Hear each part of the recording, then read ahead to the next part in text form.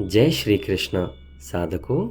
24वें श्लोक में हमने यह जाना कि भगवान श्री कृष्ण ने अर्जुन के यह कहने पर कि मेरे रथ को दोनों सेनाओं के मध्य में खड़ा कर दीजिए, भगवान श्री कृष्ण ने अर्जुन के दिव्य रथ को दोनों सेनाओं के मध्य में खड़ा कर दिया। अब उसके आगे 25वां श्लोक, भीष्म द्रोण प्रमुखतः सर्वेषां च महीक्षिताम् उवाच पार्थ पश्यैतान् समवेतान् कुरुनिते। एक बार फिर से सुनेंगे। भीष्म द्रोण प्रमुखतः सर्वेषां च महीक्षिताम् उवाच पार्थ पश्यैतान् समवेतान् कुरुनिते। अर्थात पितामह भीष्म और आचार्य द्रोण के सामने तथा संपूर्ण राजाओं के सामने श्रेष्ठ रथ को खड़ा करके भगवान कृष्ण ने इस प्रकार कहा कि हे पार्थ, इन इकट्ठे हुए कुरुवंशियों को देख। मित्रों, यह बहुत ही ज्यादा कीमती श्लोक है। यहाँ पर भगवान श्री कृष्ण अर्जुन की पूरी स्थिति को भांप चुके हैं। भगवान कृष्ण को इस वक्त यह महसूस हो चुका है कि अर्जुन अब चिंताग्रस्त हो चुके हैं, अर्जुन अब तनावग्रस्त हो चुके हैं, अर्जुन को ममत्व पकड़ चुका है, यानी अपनों की मृत्यु का भय सताने लगा है। इसलिए भगवान कृष्ण ने बड़ी विलक्षण चतुराई से ऐसी जगह रथ को खड़ा किया जहां से अर्जुन को कौटुंबिक संबंध वाले अपने कुटुंब के संबंधी पितामह भीष्म, विद्या के संबंध वाले आचार्य द्रोण एवं कौरवों सेना के मुख्य राजलोग सामने दिखाई दे सके। साथ ही इस श्लोक में उवाच पार्थ पश्यैतान् समवेतान् कुरुनिति, कुरु पद में धृतराष्ट्र के पुत्र और पांडु के पुत्र ये दोनों ही आ जाते हैं।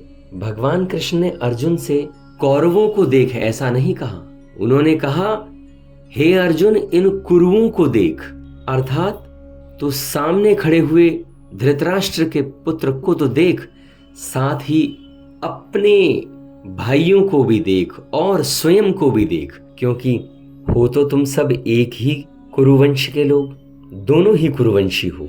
युद्ध के लिए एकत्र हुए इन कुरुवंशियों को देख, ऐसा कहने का तात्पर्य है कि इन कुरुवंशियों को देखकर अर्जुन के भीतर यह भाव पैदा हो जाए कि हम सब एक ही तो हैं, इस पक्ष के हों या चाहे उस पक्ष के हों, भले हों चाहे बुरे हों, सदाचारी हों चाहे दुराचारी हों, पर हैं तो सब हम एक ही कुटुंब के सदस्य। इस कारण से अर्जुन में जो छिपा हुआ कुटुंब के प्रति ममता युक्त मोह है वह जागृत हो जाएगा, और उसके जागृत होने से जो ममत्व का बीज अब अर्जुन के भीतर डल चुका है, उससे भगवत गीता का अवतरण हो सकता है। यहाँ पर भगवान श्री कृष्ण ने अर्जुन को एक धक्का दिया है कि जो कुछ है उसे बाहर निकाल। इसलिए यह 25वां श्लोक पहले अध्याय का अर्जुन के भीतर जागृत हुए विषाद का, डिप्रेशन का अंकुरन करने वाला श्लोक है। यह श्लोक जो बीज अंदर विषाद का डल चुका है अर्जुन के भीतर, उसको अंकुरित करने वाला यह श्लोक है, जहां से पता चलता है कि अब अर्जुन गहरे विषाद में जा चुके हैं और अर्जुन उसे छिपाने की कोशिश में है, तो भगवान कृष्ण उसे उजागर करने के लिए तैयार हैं कि छिपाओ नहीं, जो कुछ है सामने लाओ। इसी भाव से भगवान ने यहाँ पश्यैतान् समवेतान् कुरून् कहा है, क्योंकि अर्जुन के भीतर का जो कौटुंबिक मोह है वह भी तो दूर करना है, जिसको दूर करना भगवान अपनी जिम्मेवारी मानते हैं।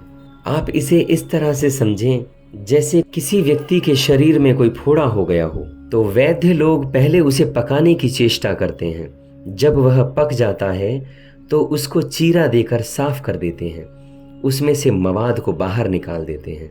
ऐसे ही भगवान भक्त के भीतर छुपे हुए मोह को पहले जागृत करके फिर उसको मिटाते हैं। यहाँ भी भगवान अर्जुन के भीतर छुपे हुए मोह को कुरून् पश्य कहकर जागृत कर रहे हैं, जिसको आगे उपदेश देकर नष्ट कर देंगे, क्योंकि भगवान चाहते तो जाकर के सिर्फ रथ को दोनों सेनाओं के मध्य में ही खड़ा कर देते और कुछ भी न कहते, किंतु भगवान ने ऐसा नहीं किया।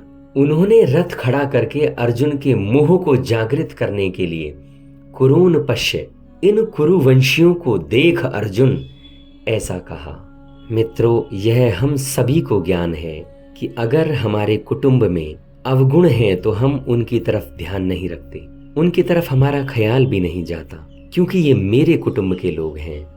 वहीं अगर हमारे पड़ोस में वही सेम स्थिति है अगर, तो हमें वो साफ तौर से दिखाई पड़ती है। तो भगवान श्री कृष्ण यहाँ पर अर्जुन के मोह को जागृत करते हुए कहते हैं, हे पार्थ, इकट्ठे हुए कुरुवंशियों को देख। इस श्लोक में इतना ही, फिर मिलते हैं अगले श्लोक में। मैं स्वामी असीम आप सभी को प्रणाम करता हूँ। मेरा प्रणाम स्वीकार करें। धन्यवाद।